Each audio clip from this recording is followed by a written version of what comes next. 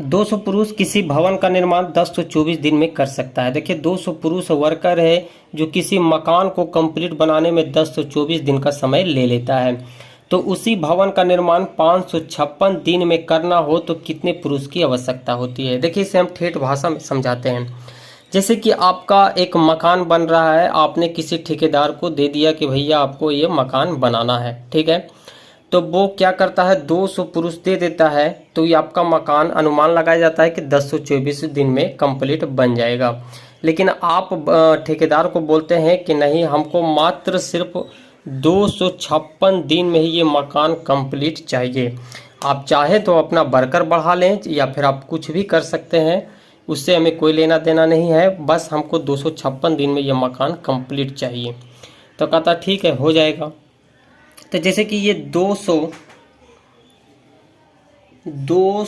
अगर पुरुष मिलता है तो ये 1024 दिन में कंप्लीट होता है।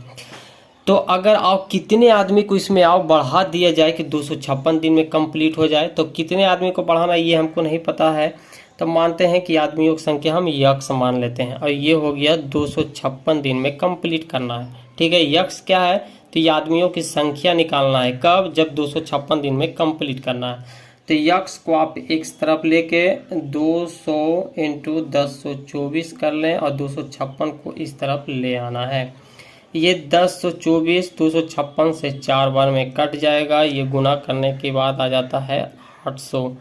यानी कि हम 200 के जगह अगर हम 800 वर्कर को अगर भिड़ा दें तो ये मकान 256 दिन में कंप्लीट तैयार हो जाएगा। तो इसका आंसर हो जाएगा डी नंबर। 324 से पूर्णतः विभाज्य 5 अंकों की सबसे बड़ी संख्या ज्ञात कीजिए। तो दोस्तों 5 अंकी की सबसे बड़ी संख्या क्या हो जाएगी, 9 5 बार आपको लिख देना है, 1 2 3 4 5, ठीक है। और ये 324 से आपको भाग दे देना है। 324 से भाग दीजिएगा तो ये 3 बार में लगेगा,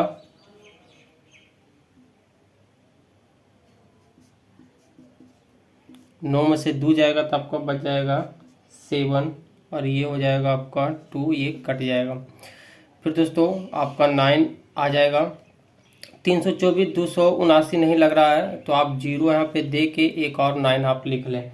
इसके बाद ये 8 से लग जाएगा 2592, जब इसे घटाइएगा तो ये आ जाएगा 207, यानी कि इसका शेष कितना आया, 207। अब नहीं लगने वाला है तो ये सिंपली आपको क्या करना है, बड़ी संख्या जो आप लिखे हैं इसमें 207 आप माइनस कर दें। तो 207 माइनस कीजिएगा तो ये हो जाएगा 99,792। इसका आंसर हो जाएगा 99,792, ऑप्शन नंबर बी हो जाएगा। 2 स्टेशनों के बीच कुल दूरी 390 किलोमीटर है। 2 स्टेशन है दोस्तों, स्टेशन नंबर 1 और स्टेशन नंबर हम बी, ए और बी मान लेते हैं, जिसके बीच की कुल दूरी है 390 किलोमीटर। एक ट्रेन इस दूरी का, यानी कि पहला जो ट्रेन है इस तरफ से जो जा रहा है वो 182 किलोमीटर, यानी कि ये कुल दूरी का 182 किलोमीटर दूरी तय कर लेता है, और जिसका स्पीड है 56 किलोमीटर, यानी कि ट्रेन की स्पीड 56 के स्पीड से आ रहा है और 182 किलोमीटर ये तय कर लिया 390 का कुल दूरी का। और दूसरा जो है ट्रेन, ये मात्र 108 किलोमीटर दूरी तय करता है और इसकी स्पीड है 72 किलोमीटर पर घंटा। यहाँ से हम देखिए समय निकाल सकते हैं। समय बराबर क्या होता है, समय बराबर होता है दूरी बटा चाल। और यहाँ पे दूरी देखिए, इसका पहले हम निकालते हैं दूरी कितना है, तो 182 बटा चाल है 56। जब इसे भाग दीजिएगा तो ये आ जाएगा 3.25, ठीक है, आवर में आ जाएगा। और इसका अगर हम समय निकालते हैं तो 108 बटा 72, जब भाग कीजिएगा तो ये आ जाएगा 1.5 आवर। आगे बोला गया, यहाँ तक तो ठीक है दोस्तों, पहला का समय और दूसरा का समय निकाल लिए हैं। ये क्यों निकालें आगे ज़रूरत पड़ेगा, आगे आपको सब बताने वाले हैं। शेष दूरी को, यानी कि 182 और 108 किलोमीटर दूरी तय करने के बाद अब जो शेष दूरी बचा है वो 1.1/4 घंटे में पूरा किया जाता है। इसे तोड़िएगा तो नीचे से गुना होगा, ऊपर ऐड होगा, तो ये 5/4 हो जाएगा। और जब इसे सॉल्व कीजिएगा तो ये हो जाएगा 1.25 आवर। ठीक है, यानी कि 3 समय हमको निकाल के यहाँ पे ले आए हैं। 3 समय, पहला समय, ये दूसरा, तीसरा हो गया। ठीक है, अब कह रहा पूरी यात्रा के दौरान ट्रेन की औसत गति क्या होगा। अब 390 किलोमीटर का दूरी पूरा तय करता है, तो ट्रेन की औसत गति क्या होगा। तो औसत गति बराबर होता है आपका टोटल डिस्टेंस बटा टोटल टाइम। और टोटल डिस्टेंस यहाँ पे 390 है, और टोटल टाइम को आप ऐड कर दीजिए, यानी कि 325, 1.5, ये हो जाएगा 1.25। ठीक है, टाइम को नीचे जोड़ने पर ये आ जाता है 6, 390/6। और जब इसे भाग कीजिएगा तो ये हो जाएगा 65 किलोमीटर पर आवर, यानी कि औसत गति क्या है, तो 65 किलोमीटर पर आवर है। ऑप्शन नंबर ए हो जाएगा। 85% वेतन खर्च करने के बाद, देखिए 100 में अगर 85% खर्च कर दिया तो बचा कितना, 15%। आलोक प्रति माह 1200 रुपया बचाता है। 1200 रुपया बचाया, यहाँ पर कितना बचा, तो 15। ये परसेंटेज में है तो परसेंटेज टूटेगा तो ये 100 हो जाएगा। इसे सॉल्व कर दीजिएगा तो उसका मासिक वेतन निकल के आ जाएगा। ठीक है, तो इसे सॉल्व करने के लिए आप देखिए, हम 5 से इसे लगाते हैं 3 बार में, ये हो जाएगा 20। ये हो जाएगा 4 से अगर हम काटते हैं, 3 से अगर आप काटते हैं तो 3 चौक 12 हो जाएगा 400। इसे गुना कीजिएगा तो 4 दूनी 8, यानी कि उसका मासिक वेतन कितना है, यानी कि एक महीना में वो कितना कमाता है, तो 8000 कमाता है। हिमांशु ने एक टी शर्ट इसके अंकित मूल्य से 20% छूट पे खरीदा। इसे यहाँ पे अंकित मूल्य कितना दिया हुआ ये नहीं बताया गया है, लेकिन अंकित मूल्य जितना भी है उस पर 20% वो छूट करवाया। तो हिमांशु जो है अपने लिए एक टी शर्ट खरीदता है और टी शर्ट पे 20% छूट भी करवा लेता है। तो अंकित मूल्य हम यहाँ पे मान लेते हैं, अंकित मूल्य हम मान के यहाँ पे चलते हैं कि 100 रुपया है, तो उस पे इस 100 रुपया पे 20% डिस्काउंट भी करा लेता है। तो यहाँ से हम क्रय मूल्य पहले निकाल लेते हैं। तो क्रय मूल्य निकालने के लिए अंकित मूल्य कितना है, 100, डिस्काउंट कितना कराया, यानी कि 20% डिस्काउंट करा लेता है, तो ये 80 बच गया। ये 100 से 100 कट जाएगा, ये हो जाएगा 80, यानी कि टी शर्ट जो है 80 रुपया में खरीदा है। ठीक है, उस टी शर्ट का दाम है 100 रुपया, लेकिन 80 रुपया में खरीदा, यानी कि इसे 20 रुपया का लाभ हो गया है। तो प्रतिशत लाभ या हानि बताएं, तो प्रतिशत लाभ, यहाँ देखिए आप देख रहे हैं कि लाभ हो रहा है, तो प्रतिशत लाभ ही निकलेगा। तो ये हो जाएगा 20/80 गुना 100। प्रतिशत लाभ का फॉर्मूला होता है, लाभ ऊपर लिखाता है, क्रय मूल्य नीचे, और 100 से गुना हो जाता है। 2 से काटने पे ये 4 हो जाएगा, ये 4 से काटिएगा तो ये 25% का लाभ हो रहा है। यदि श्रृंखला x1 x2 x3 ... xn का अंकगणितीय माध्य 1 है, तो इतना का अंकगणितीय माध्य क्या होगा।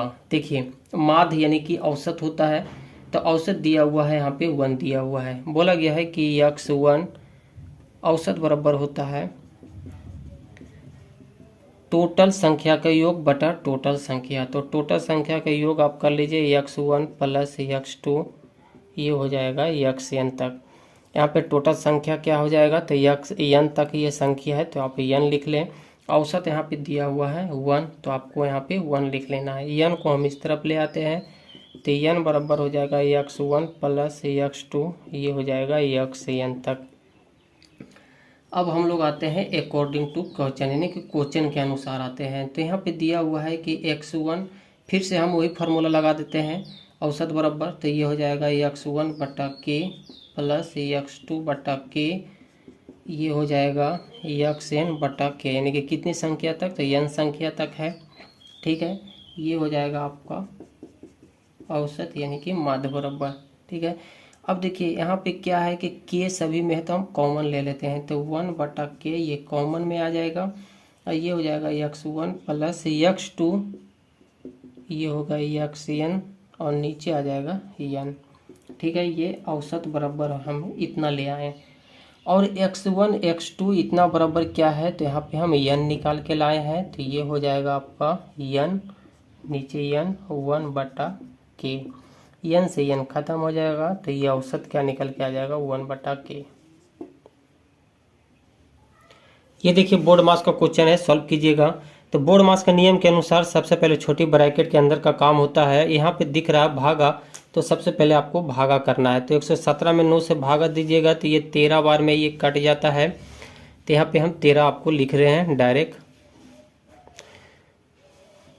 इसके बाद फिर गुना है, तो ये हो जाएगा 13 चौक 52, ये 52 हो जाएगा। और 17 माइनस 52 कीजिएगा, तो ये घट के आपका कितना आ जाएगा, माइनस के साथ आ जाएगा ये 35। यहाँ पे माइनस पहले से है, तो माइनस माइनस ये प्लस हो जाएगा, यानी कि गुना होने के बाद ये प्लस हो जाता है। तो ये हो जाएगा आपका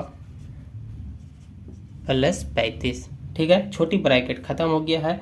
अब आपका यहाँ पे मंझली ब्रैकेट है, तो 43 और 35 करना है, आपको ऐड कर देना है। तो ये ऐड करने के बाद हो जाएगा 5 3 8 और 4 3 हो जाएगा 7, यानी कि क्या आके निकल के आ गया 78। और फिर आपको यहाँ पे माइनस है, तो आपको यहाँ पे घटा देना है। तो ये घटाने के बाद कितना आ जाएगा आपका -11। ठीक है, और फिर आपका ये भाग बच गया है, तो सभी को आप यहाँ पे मिटाने के बाद ये है -11, और जब इसे भाग कीजिएगा तो ये हो जाएगा -6। एक लंबवृत्तीय शंकु की ऊंचाई और तिरछी ऊंचाई इतना इतना दिया हुआ है। ठीक है, एक लंबवृत्तीय शंकु की ऊंचाई यानी कि h बराबर दिया हुआ है आपका 16 सेंटीमीटर, और तिरछी ऊंचाई ये ऊंचाई दिया हुआ है 3√23 सेंटीमीटर, और तिरछी ऊंचाई दिया हुआ है आपका, जिसे L से डिनोट करते हैं, ये 16 सेंटीमीटर। तो तिरछी ऊंचाई का फॉर्मूला देखिए, आपको निकालने के लिए बोला है वक्र पृष्ठ का क्षेत्रफल। तो वक्र पृष्ठ का क्षेत्रफल क्या होता है, पाई आर एल। तो एल का मान तो पता है, पाई यहाँ पे 22/7 लेना है, ये क्वेश्चन में बोला गया है, लेकिन आर आपको नहीं पता है, तो आर निकालना पड़ेगा। तो तिरछी ऊंचाई का फॉर्मूला होता है यल बराबर r² प्लस h², ये रूट के अंदर होता है। अगर हम दोनों तरफ स्क्वायर कर देते हैं तो ये हो जाएगा स्क्वायर, ये स्क्वायर से रूट खत्म हो जाता है, तो ये हो जाएगा आपका l² बराबर r² प्लस h²। l² बराबर दिया हुआ है 16 का होल स्क्वायर हो जाएगा, r² निकालना है हम लोग को, h² दिया हुआ है 3√23। तो ठीक है, यहाँ से रूट से ये रूट आपका ख़त्म हो जाएगा, और ये 3 क्या हो जाएगा 9 हो जाएगा, गुना हो जाएगा। तो ये हो जाएगा आपका 16 को आपका भाग दे देना है, तो ये हो जाएगा 16 को आप स्क्वायर कर दें तो ये हो जाएगा 256 r², ये हो जाएगा 9 × 23। ठीक है, जब 9 × 23 को आप गुना कीजिएगा तो 23 नमा होता है 207, 23 नमा ये हो जाएगा आपका 207। ठीक है, हम डायरेक्ट यहाँ पे लिख लिए हैं। अब क्या करना है कि ये 207 प्लस के साथ इधर ले आइए, तो हमको r निकल के यहाँ पे चला आएगा, r मालूम करना है। तो ये r बराबर ये हो जाएगा 256 माइनस 260, ये स्क्वायर के साथ है। जब इसे माइनस कीजिएगा तो ये आपका आएगा 49। ये स्क्वायर अगर हम हटा दें तो इधर पट्टी आके इस तरफ आके रूट चढ़ जाता है, तो ये हो जाएगा 49 रूट के अंदर 49। जब इसे तोड़िएगा तो 7 बार में ये टूट जाएगा। तो r का मान हमें 7 निकल के आ गया, ये हमें पता चल गया है। तो अब हमको क्या निकालना है, शंकु का वक्र पृष्ठ का क्षेत्रफल। तो क्षेत्रफल निकालने के लिए ये इसका फॉर्मूला होता है पाई आर एल। पाई बराबर बोला गया है कि 22/7 आप ले लें, क्वेश्चन में बोला गया है। आर हम लोग निकाल के लाए हैं 7, एल का मान दिया हुआ है 16, 7 से 7 खत्म हो जाएगा, और 22 को 16 से आप गुना कर दें तो ये हो जाएगा कितना, 7 से 7 खत्म हो गया, और ये गुना करने के बाद हो जाएगा 352 सेंटीमीटर स्क्वायर हो जाएगा ये। ठीक है, ये स्क्वायर हो जाता है सेंटीमीटर स्क्वायर, 352 सेंटीमीटर स्क्वायर। 1,89,000 का वर्गमूल क्या होगा ये आपको बताना है। तो दोस्तों इसे निकालने के लिए आप सबसे पहले आप क्या करना है, आपको पेयर कर लेना है।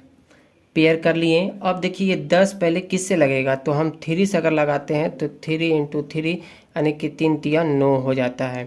तो ये हम 3 से लगा सकते हैं, तो ये हो जाएगा 9। 10 में से 9 जाएगा तो 1 होगा। फिर अगला संख्या उतर के आएगा, पेयर में उतरता है, तो ये 8 और 9 हो जाएगा। ठीक है, 189। और यहाँ पे ये जुट के नीचे लिखाता है तो 3 3 6 हो जाएगा। ठीक है, अब 189 किससे लगेगा, तो आपको क्या करना है, 3 से फिर ट्राई करना है। सबसे कम संख्या से पहले देखते हैं, तो हम 3 से ट्राई कर रहे हैं। तो ये 6 तो ऐसे रहेगा जैसे 6, और 3 से आपको निकालना है। तो 3 से जब आप कीजिएगा तो आपको दोनों अंक में फिर से गुना करना पड़ जाएगा। ठीक है, तो 3 से गुना कीजिएगा तो ये हो जाएगा 9 और 6 तिया हो जाएगा 18, यानी कि 3 बार में ये पूरी तरह से ये कट रहा है 189। तो ये ख़त्म हो जाएगा। और ये जीरो जो बचा है डबल 1 0 यहाँ पे लिखा जाएगा, ये 6 और ये हो जाएगा 6 66 हो जाएगा। इससे कोई मतलब नहीं, हमारा आंसर यहाँ पे आता है। तो इसका आंसर हो जाएगा डी नंबर। दोस्तों इसका एक बहुत एक गजब का ट्रिक होता है, जिसका हम एक स्पेशल वीडियो बना देंगे, उससे आपको सारी चीज़ समझ में आ जाएगा। इतना नहीं करना पड़ेगा, बस 1-2 लाइन में इसका आंसर आ जाता है।